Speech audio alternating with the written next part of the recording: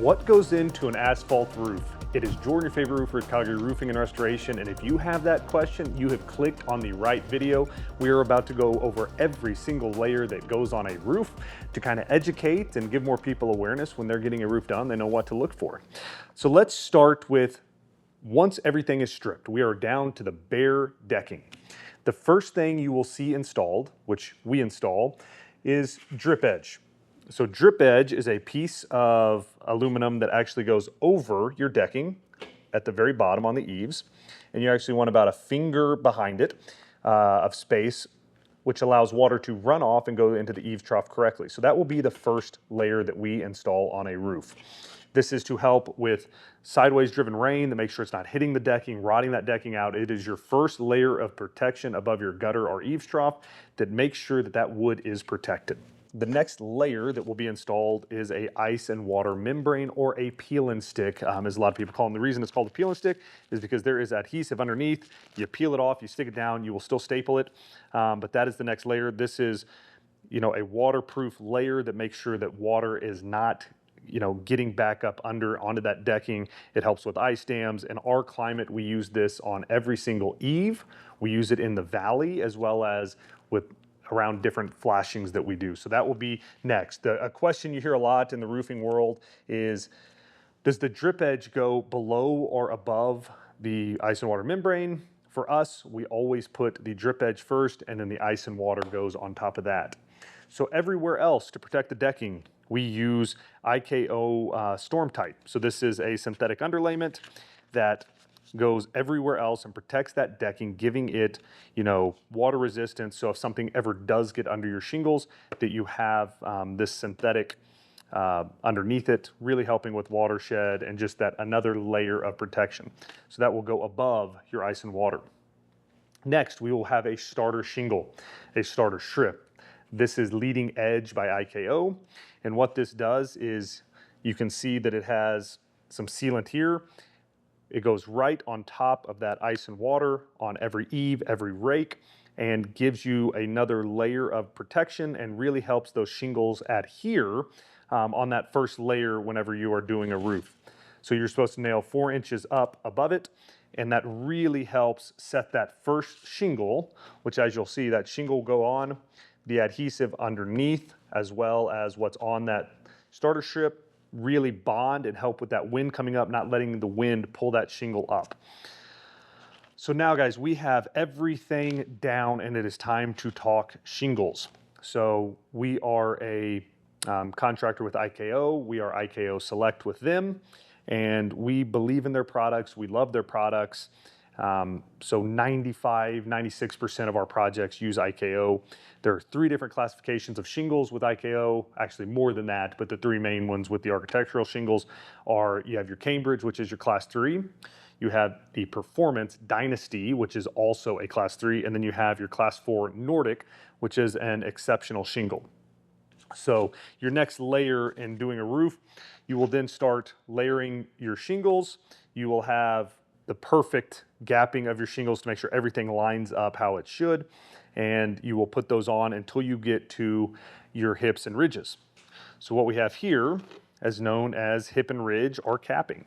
So what this does is, this is a layer that is bent around the ridge or the hip, and will go on. We put 2 nails each side around, and then you literally stack them on as you go, and that is what protects those ridges and doesn't let any water in. So those are the main materials that are going into the roof. So now we need to talk valley metal, and we need to talk venting. And guys, we could go, there are so many products we could talk about when going there. I have put this product here. This is a air intake vent from Duraflo. We love these. If you are ever in a position where you don't have correct soffit venting, you don't want to spend a ton of money to get soffit venting put in, which is very, very important. The air intake is very important, as well as having an exhaust. You got to have it all to make that system be able to pull air in and then get it out. These are air inflows from Duraflo. We put these a little above the eaves and complete the system to make sure that your attic air never gets stagnant. That causes roof life to go down dramatically, so we want to get the most out of our shingles.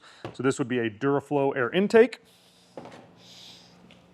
With air intake, you need an exhaust. I'm losing it all here, but this is a Duraflo 6050T. It is the tall boy, which is very, very important in our weather with the snow and everything else we deal with. Having an exhaust vent that's a little taller is very, very vital.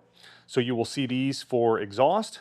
You will then have pipe boots. This is a 4-inch pipe boot that is standard on newer builds. We also have 1, 2-inch, 3-inch, everything in between.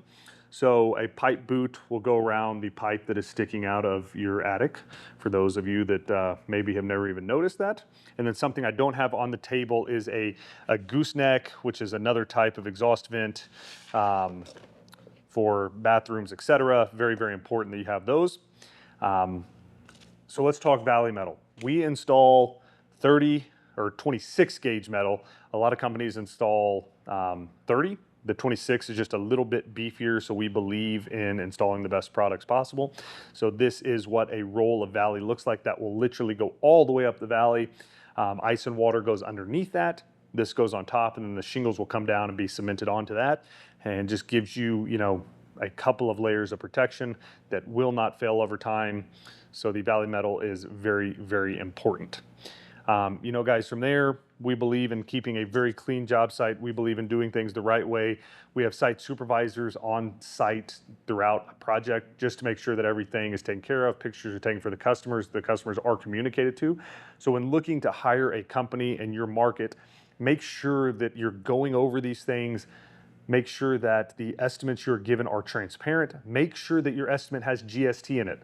We see a lot of companies not putting GST in. It causes problems down the road when payment comes and you thought you were getting a roof for this and you're actually getting it for more. So make sure those line items are in there. Cleanup is very, very important. Make sure that disposal's in those estimates. Make sure a company is doing it right, putting the bin in the right place, talking to you about the bin and where it's going to go.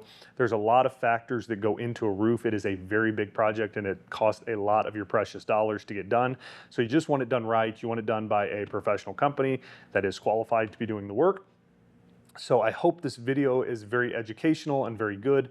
If it is, guys, please hit that subscribe button. Leave a comment down below. We want to hear from you. We want to give you the content that you want. We want to educate people everywhere so they know what they're getting into, because we hear a lot of horror stories. So we want to make sure that you are educated and that nothing bad happens whenever you're getting your roof done. So we want to keep on producing this type of content for you. So if there's anything we can do, leave a comment down below. I will respond personally. But thanks for stopping by another CRR educational video, and we hope you got something out of it.